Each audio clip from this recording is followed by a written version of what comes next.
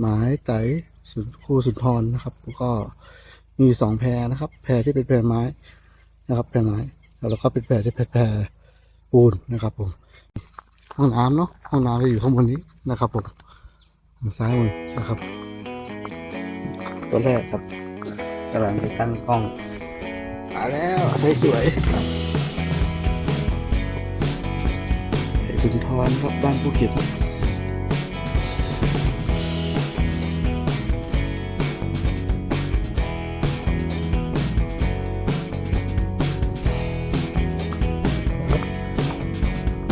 กลางคืนรอบนี้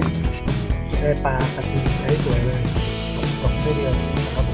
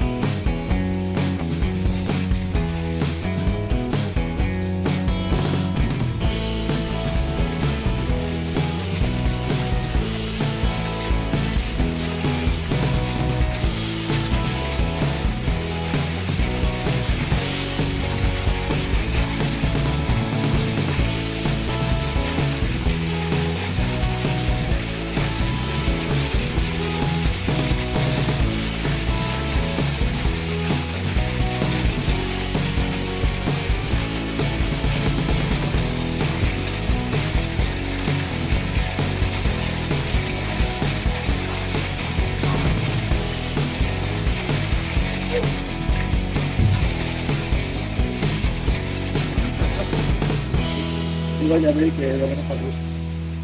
โอ้โหตกทั้งวันทั้งคืนนะครับโอเคครับตัวแรกของนี้ครับที่ใส่ผ้าก็จะเป็นวิดุ 4.5 ครับหลายหน้า 4.8 20 ฟองนะครับตัว15 กรัมก็เสื้อฟิตติ้งครับตะกั่วก็จะอยู่กับตะกร้อพอดีเลยนี่ครับตกครับสภาพก็จะประมาณนี้ครับ